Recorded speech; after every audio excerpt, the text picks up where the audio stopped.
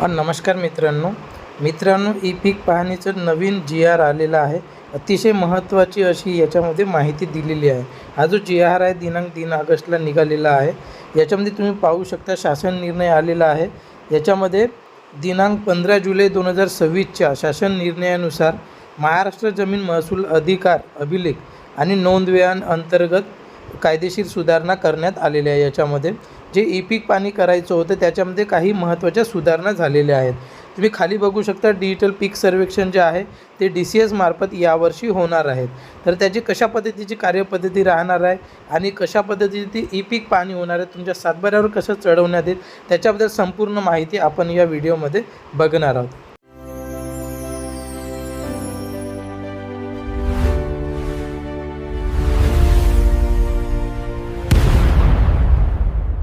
मित्रांनो लक्षात घ्या, तुम्ही जर खाली बघितलं पीक पाहणी नोंदवण्याची कार्यपद्धती इथं सांगितलेलं आहे। हंगामाच्या पहिल्या दिवसापासून ते पीक पाहणी सहाय्यकामार्फत पीक नोंदणीची प्रक्रिया सुरू केली जाईल। पीक पाहणी सहाय्यकाची नोंदणी आधार क्रमांकाशी संलग्न असलेल्या मोबाईल क्रमांकावर प्राप्त होणाऱ्या OTP प्रमाणीकरणाद्वारे करण्यात येईल। म्हणजे तुमच्या आधार कार्डला जो मोबाईल नंबर लिंक आहे त्याच्यावर तुम्हाला OTP येईल आणि त्याच्यामध्येच ते प्रमाणीकरण करण्यात येईल। तसेच संबंधित मोबाईल उपकरणाचे IMEI बिल्डिंगसुद्धा करण्यात येणार आहे। म्हणजे एकाच मोबाईलमध्ये तुम्हाला तो ॲप डाउनलोड करायचा आहे, 2-3 मोबाईलमध्ये तुम्ही करू शकणार नाही। एक जो मोबाईल तुम्ही जो देणार आहे त्याचा IMEI नंबर बिल्डिंगसुद्धा करण्यात येणार आहे। त्याच मोबाईलच्या माध्यमातून तुम्हाला ई पीक पाहणी करता येणार आहे। आता कोणाला करता येणार आहे, जे सहाय्यक नेमलेले आहेत त्या सहाय्यकांनाच प्रत्येक शेतकऱ्यांच्या शेतामध्ये जाऊन ते ई पीक पाहणी करायची आहे आणि त्यांना एकच मोबाईल घ्यायचा आहे, त्या मोबाईलमध्ये डाउनलोड करून ते ई पीक पाहणी करायची आहे। तर याच्यामध्ये तुम्ही पाहू शकता तर प्रत्येक गावात शेतकऱ्यांच्या अनेक शेतजमिनी असतात व त्या शेतजमिनीमध्ये शेतकरी विविध पिकांची लागवड करत असतो। शेतकऱ्याने त्याच्या एका शेतात लावलेली विविध पिके नोंदणी करतील व त्या शेतजमिनीस ओनर्स प्लॅन्ट म्हणण्यात येईल। जर एकत्रित 2-4 पिके असेल तर त्यांना ओनर्स प्लॅन्ट म्हणण्यात येईल। म्हणजे शेतकऱ्यांचे एका ठिकाणी असलेले जमिनीचे क्षेत्र म्हणजे त्या शेतकऱ्याची एक शेतजमीन याला ओनर्स प्लॅन्ट म्हणण्यात येईल। हंगामी पिकांचा माहिती संच निर्मिती करताना करावयाची पीक पाहणी ही ओनर्स प्लॅन्ट प्रमाणे करावयाची आहे। त्यानंतर 100% पीक पाहणी ही सहाय्यकाद्वारे करून घेणे ही ग्राम महसूल अधिकारी यांची जबाबदारी असणार आहे। तलाठी पटवारी जे आहे त्यांची जबाबदारी असणार आहे। 100% ओनर्स प्लॅन्टची पीक पाहणी ही गटाच्या बांधापासून 20 मीटरच्या आतमध्ये जाऊन करावी लागेल। त्यांना सहाय्यकांना जो नेमलेले सहाय्यक आहेत त्यांना 20 मीटरच्या आतमध्ये त्या शेतामध्ये जाऊन तिथे त्यांना लोकेशन घेतलं जाईल, ॲटिट्यूड लँगिट्यूड घेतलं जाईल, त्याच्या पद्धती त्यांना ते ई पीक पाहणी करावयाचे आहे। सहाय्यक नेमणूक करण्यासाठी तहसीलदार स्तरावरील कार्यपद्धती काय असणार आहे, त्याच्यामध्ये तहसीलदार प्रत्येक 1500 ओनर्स प्लॅनसाठी पुढीलपैकी नमूद केलेल्या जसे की कोतवाल, ग्रामरोजगार सेवक, आशा सेविका, महाराष्ट्र राज्य ग्रामीण उपजीविका अभियान कर्मचारी म्हणजे MSRLM, CSC चालक व ग्रामस्तरीय मानधन तत्वावर कार्यरत इतर विभागाचे कर्मचारी, मानधन तत्वावर काम करणारे कर्मचारी उपलब्ध नसल्यास माय भारत पोर्टलवर नोंदणीकृत नेहरू युवा स्वयंसेवक इत्यादीपैकी एकाची नेमणूक ही सहाय्यक म्हणून करू शकतात। त्याच्यामध्ये जास्तीत जास्त 1500 ओनर्स प्लॅनकरिता एक सहाय्यक याप्रमाणे सहाय्यकाची नियुक्ती करण्यात येणार आहे। एका नियुक्त जे सहाय्यक असणार त्याला 1500 ते 1000 असे त्याला असणार आहे। प्रत्येक गावासाठी एका स्वतंत्र पीक पाहणी सहाय्यकाची नेमणूक करण्यात येणार आहे। एका पीक पाहणी सहाय्यकाकडे जास्तीत जास्त 1500 ओनर्स प्लॅनची जबाबदारी देण्यात येणार आहे।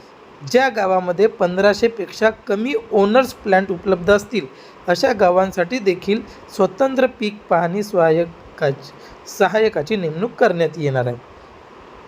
कमी ओनर्स प्लॅन्ट असणाऱ्या गावांचे एकत्रीकरण करून 2 किंवा त्यापेक्षा जास्त गावे एका सहाय्यक नेमणूक देण्यात येईल। परंतु ओनर्स प्लॅन्ट संख्या 15पेक्षा जास्त असेल तर त्याला एकच देण्यात येईल। ठीक आहे, अशा पद्धतीत जर तुम्ही कोणत्याही परिस्थितीत एका सहाय्यकाकडेच 1500च्या वर नसणार आहे। आता सहाय्यकाची जबाबदारी काय असणार आहे? हंगामाच्या पहिल्या दिवसापासून पीक पाहणी सहाय्यकामार्फत पीक नोंदणीची प्रक्रिया सुरू करण्यात येणार आहे. गावातील 100% ओनर्स प्लॅनची पीक पाहणी ही केवळ सहाय्यकाची जबाबदारी असणार आहे आणि 100% पीक पाहणी झाली पाहिजे याची पडताळणी किंवा याची जबाबदारी ग्राम महसूल अधिकारी यांच्यामार्फत असणार आहे.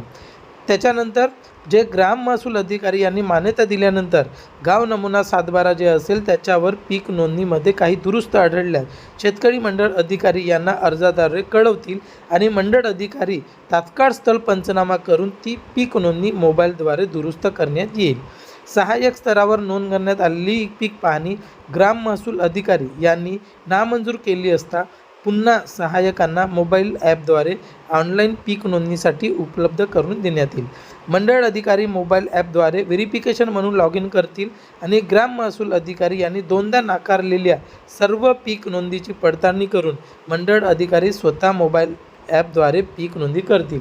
जर 2पेक्षा अधिक जर सहाय्यक यांनी नोंदणी केलेली आहे आणि 2च्या वर त्यांनी रिजेक्ट केलेला आहे पीक पाहणी केल्यानंतरही, मग त्यांनी स्वतः येऊन मंडळ अधिकारी त्याचं पीक पाहणी करतील. सहाय्यकांचं जो मानधनसुद्धा याच्यामध्ये सांगितलेलं आहे.